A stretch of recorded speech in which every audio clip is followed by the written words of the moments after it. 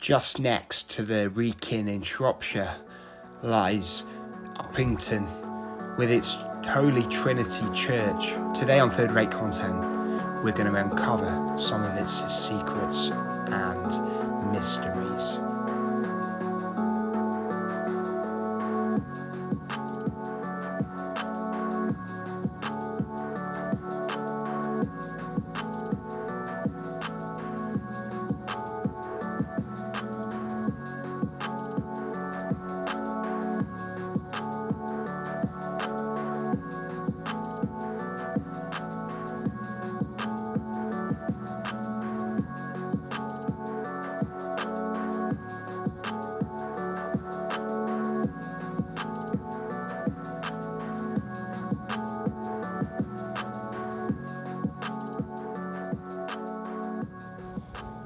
So welcome back to Third Rate Content, and today we are in sort of central Shropshire, central eastern Shropshire, just getting over from Shrewsbury, virtually getting into Telford.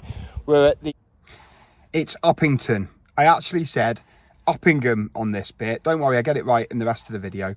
And of course Uppingham is the home of Borth United FC. What a mistake to make. And Holy Trinity Church, it's a small village, just like I said, on the way to Telford, and it has got a very interesting church which we're going to investigate today with some very interesting features in the churchyard. So buckle up and I'll see you out here.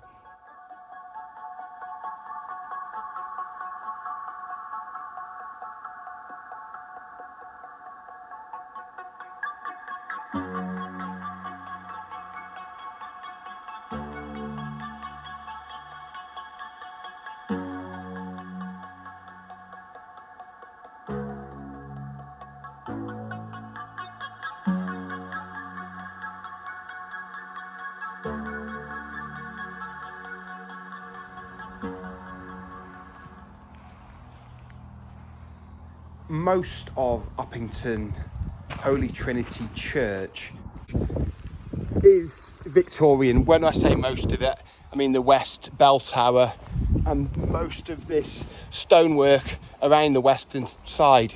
Although there is some incredibly hodgepodge, higgledy-piggledy stones here in the, what I would say is the nave. But what is very interesting is this, what is described as crudely carved, either late Saxon or early Norman sort of lintel, trimarch. Correct pronunciation alert, it is tympanum, of course. About Third Rate Content. An adjective I would use to describe this carving of a beast is writhing. It does seem to be almost moving in the stone, and its mouth, I wouldn't say it's friendly, it's a monster. As you can see, it is of a dragon, supposedly. Very sort of mythical creature.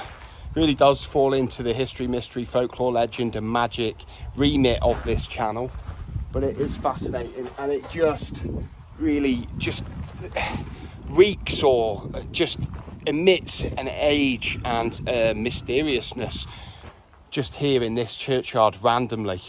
So yeah, it's very, very interesting to me, and I hope it is to you. It's like a Saxon HR Geiger sort of image, but we don't know for sure if it's Saxon or Norman or before. I mean, it looks like it's possibly been reused and worked into the church here at Uppington. I mean, this is an old structure, this part of the church, but it doesn't look like it was purpose built for the church, and it has been worked into the masonry. It could be from a preceding structure on this site. And what are the bands coming off it, the sort of swirls? They look Celtic, or possibly suggesting a link to the other world. That's my take on it. I've been reading the reissue of Slaying the Horn God lately, so it may have influenced me, but I'd love to hear what you've got to say about this creation in the comment section, of course. Thank you. You can really see where the older work kind of links up with the Victorian restoration and sort of new building.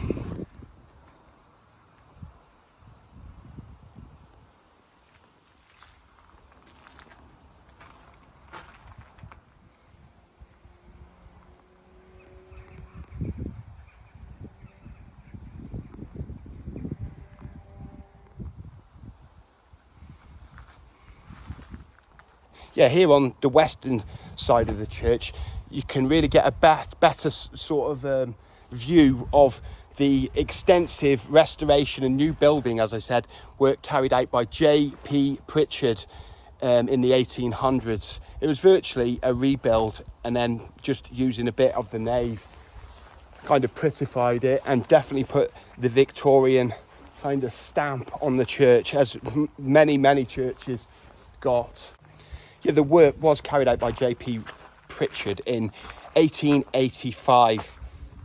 But you can see up here on the archway into the church, 1678, which obviously is a couple hundred years before the work of J.P. Pritchard. But it is interesting to see that on the arch. It does show you that the church has been in use for a long time. Of course, the tower and the chancel, Victorian work, and the keystone just reused perhaps from the small chapel that was here. Of course, we'll do the tradition of seeing if the church is open today. On a Saturday, we're here on a Saturday, middle of October, but no, I don't believe it's open, and I don't see a key anywhere. Unfortunately, we won't be going in today. And don't worry, I'm not going to cuss out the people who run the church. These things happen. They get very worried about bad things happening inside the church and thefts and all that. So, you know, you can see why they worry. Again, you can see the link up there with the old masonry with the Victorian masonry. Although that would be classed as old masonry, 1870, 1880s, if we were in the US. But it's very new to us here in mystical and mythical Britain. Or Britannia. Or Albion. Look at these, though. I don't know if these were done in the 1880s. Look really odd. Or maybe they were and they've just been eroded by the weather. I mean, they've got the same stonework, sort of architrave or architrave as the other ones, but I don't know why these ones have kept their shape and recognizability as humans, and these ones are completely lost, so to speak. Of course, they're still here. I just mean they've kind of lost their human look. Yeah, this window looks older, I would say, than the Victorian works.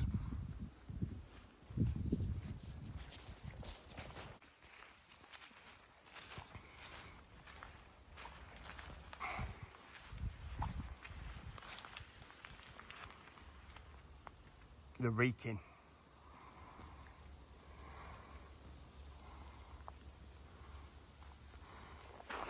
Yeah, I'm going to say one of the things that attracted me to Uppington is this mass of tree, of ancient yew tree, just sitting enigmatically here in the churchyard.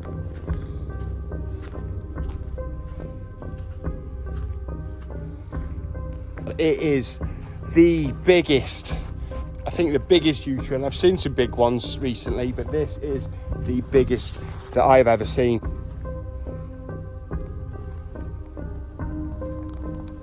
It is huge, and it has its holiday in the middle. It's got berries, a few berries up there, so I think it's a female yew tree. But yeah, it's very impressive, and it looks so great in this autumn sunshine.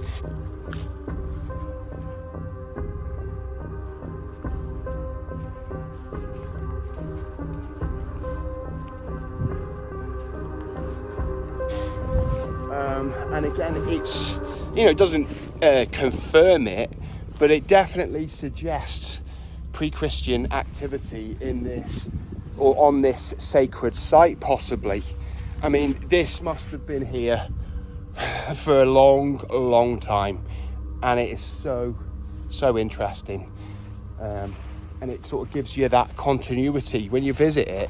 It really does make you feel a sort of continuity with the past, with the ancient past, which, as people say, or some people say, that it's in the ancestral memory of all of us. You're alive now, so that part of you must have been alive, or an ancestor, thousands and thousands and thousands of years ago.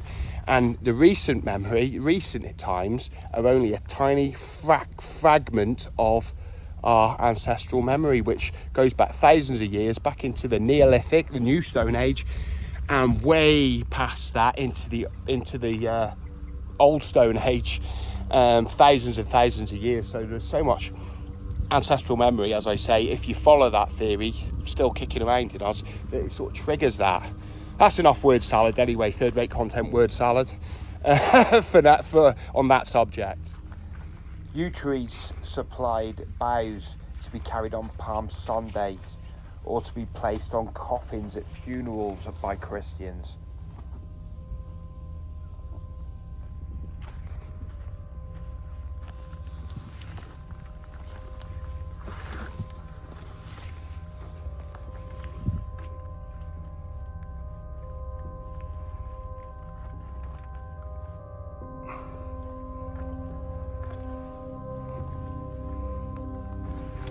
Well, it's hard to actually get across how big it feels in here, but it's big enough that somebody is using it as a kind of shed for the lawnmower basket and garden rake, and it's big enough, easily big enough. You could swing a cat in here if you really wanted to. Why you'd want to do that, I don't know, but yeah, it really is that big.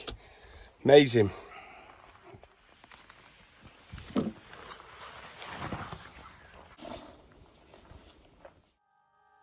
Of course, just for Halloween, here's a pareidolia special. You've got in this yew tree, which I only really saw in the edit. I noticed saw these figures. You've got the Goblin King from Labyrinth about to drop an elbow right onto three figures from what looked like to me Hellraiser. They got that demonic look. But that elbow is going to hit him right between the eye, or between the beak. But it does make you think, or make me think, about yew trees and their association with death and eternal life. And the fact that they're always in churchyards, whether that's from ancient religions and then Christianity building on top of it, or just by happenstance. But they were there where so many graves have been. And you could say, are they taking on, or the essence of the material plane life, some of it wicked, some of it good, of these people and souls through their roots. What do you think about pareidolia? What do you think about my rasp? Sorry about that. But most of all, what do you think of people who use yew tree puns indiscriminately? Thank you.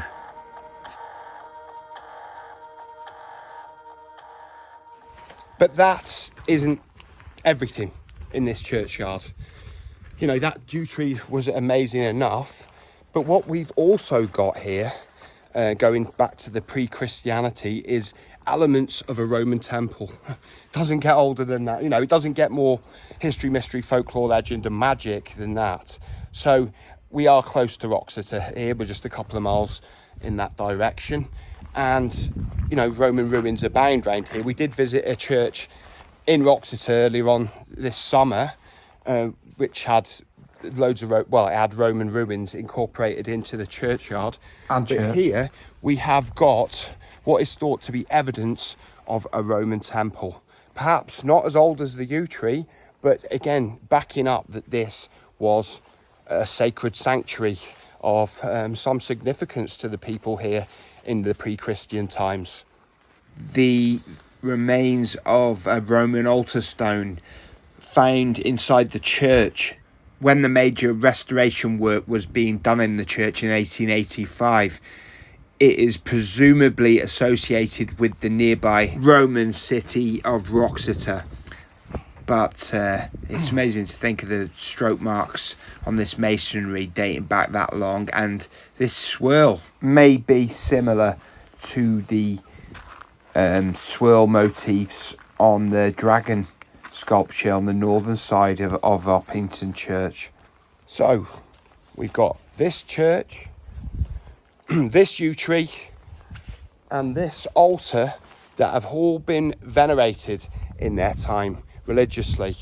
It's quite amazing, and it goes with third-rate content. But thank you so much for joining us today on this shortish but what I think was very interesting visit to this church in Uppington in Shropshire, central easterly Shropshire. Definitely worth a visit if you're in the area, and you know, if you're watching this, you'll be interested in this sort of thing. Not too hard to find, and like I said, very interesting. Perhaps when you visit, the church will be open, but I don't know if it's one of them places where you have to arrange the key before you come. It does look something like that. But anyway, the best things about this church are all outside, so we've seen them all. So thank you for watching today. If I don't see you soon, I'll see you 3 times as soon. If you enjoyed today's video, why don't you think about leaving a like, subscribing if you haven't already, but thank you if you have, and leaving a comment. I do love a good comment, and I reply where appropriate and applicable. So that's everything for today. Third-rate content, signing out, and see you soon. Bye-bye.